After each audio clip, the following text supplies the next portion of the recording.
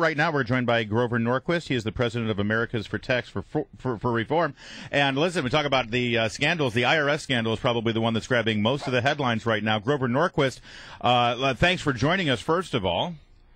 Sure. And secondly, I gotta, listen, you think about taxes in this town, you think Grover Norquist. When you see how the IRS has been used as a weapon, a political weapon, it seems by this administration, by a lot of reports, what does it tell you about how taxes are out of control in this country? Well, I think what this really does do is give us a chance to talk about taxes. Usually the establishment press and a lot of politicians don't want to talk about taxes. They want to talk about other things. But when the IRS has become this abusive, and it's clearly systemic, it's not like one guy sitting in a cubby being annoying, but this is something that's been going on for quite some time, and it's had a lot of people involved in it. We're just learning how many people. We really have to rethink how we want the IRS to behave, and this raises questions about, are there ways to simplify the tax code so that bureaucrats make fewer decisions? Are there ways to do this so that the IRS has less intrusiveness in our lives and our privacy? I think we're going to have a several-month tutorial on how the IRS operates now, how it has operated, and begin to look at ways to reduce some of the damage they can do. But clearly, this is how Chicago operates. The Democratic Party, the Mayor Daley machine in Chicago, believes that every part of the government is simply an extension of the ruling party. And if you don't like somebody because they don't give you money and they don't vote for you, you audit them. And if you don't like somebody, you have the zoning board make it difficult for them to put a roof on their house or their new business. And there aren't two parties in Chicago. There's only one party in Chicago that matters, and it's the Daley machine. And they use the tax authority, the zoning boards, the regulators, and we're now seeing that across this country, people who've opposed Obama's efforts end up getting audited, end up having OSHA visit them.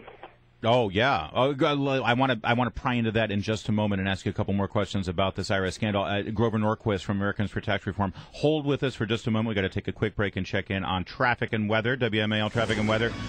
First on the fives every 10 minutes. Here's Jamie Whitten. Larry, it's an easy check-in actually for 270. I know it's slow, but boy, oh boy, hefty delays without any incidents. So as you come out of Clarksburg, approaching Father Hurley Boulevard, down past 118, and then that slow go will drag you down through Gaithersburg, Rockville, and down through to the Beltway. Couple of tie-ups, Beltway, Maryland, leaving College Park, outer loop westbound around to Georgia Avenue, and then the inner loop south of New Carrollton and into Landover. The crash inner loop side had been near Arena Drive to the shoulder, also causing a bit of outer loop rubbernecking delays to the Wilson Bridge, delays now before you get to St. Barnabas. In the district, Adams-Morgan area still closed is Colorama Road. At Ontario Road, that's just west of 16th Street, and Ontario from Colorama to Florida Avenue, ongoing police investigation. Leesburg, they're done with the crash. You can now get through, not costing you too much extra time on the bypass near Sickland Road. Again, all lanes have been reopened. Now the 105.9 FM and AM 630 WMAL Weather Channel forecast. Very sunny today with a high around 80 degrees. Tonight, mostly clear, a low of 60 degrees. Tomorrow, a few clouds here and there, but for the most part, sunny and hot, 81 degrees. Right now, it's 64 degrees in the nation's capital, 7:16 on WMAL. Larry O'Connor alongside Dan Bongino, who's in for Brian Wilson today. We're joined by Grover Norquist. Grover, you talk about Chicago politics.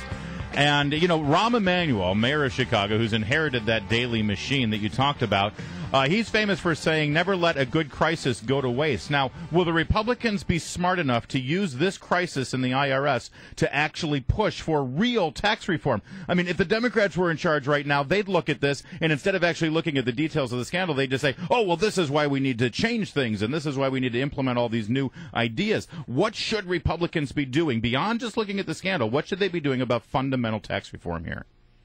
Well, I think we are beginning to see the Republicans on the House side with the Ways and Means Committee Chairman Dave Camp put together the list of what they would like to accomplish on tax reform. I think it's very helpful, just as with the Ryan budget, which deals with reforming entitlements and reforming welfare. The Ryan budget was not designed to win Democratic votes and pass a Democratic Senate. It was designed to say, what would we do if we had the votes to reform the government spending? And that way you come up with a bill that you want to explain to the American people, and then you go into elections and say, if elected, this is what we do. The opposite of what Obama and the Democrats did with Obamacare.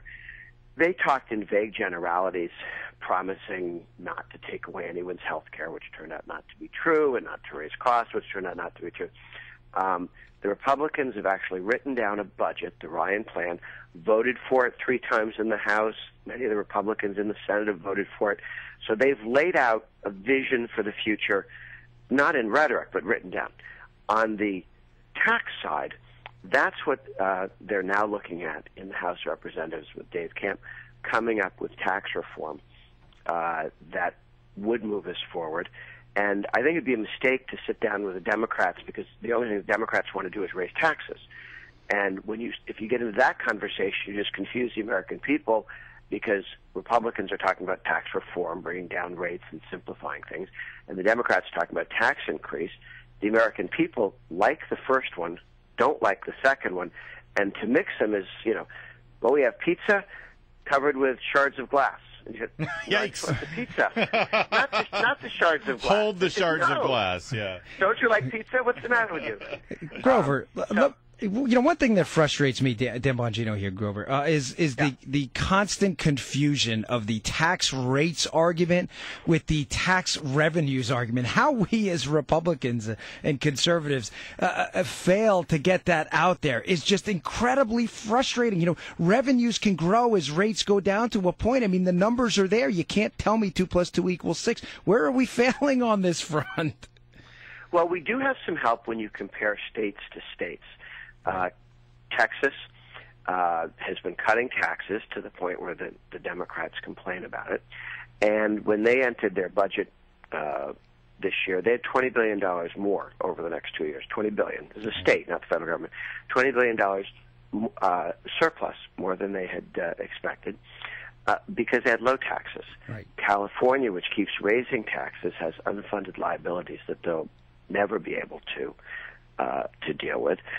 Maryland keeps raising taxes, and as some people leave the state, as businesses don't start here, as entrepreneurs and young people decide to lead their lives in other states, they actually end up losing revenue, not gaining revenue with tax increases. So if you try and pile on taxes, you actually destroy the economic growth that gives you more revenue. I mean, we watched this happen with Reagan, and you'd think people would have learned it. The Europeans, the Eastern Europeans learned it. They all have very low marginal tax rates. Their corporate income tax, the European average for corporate income tax, 25%. The United States, we're 35% federal, plus an average of 4% at the state level. So we're at 39%.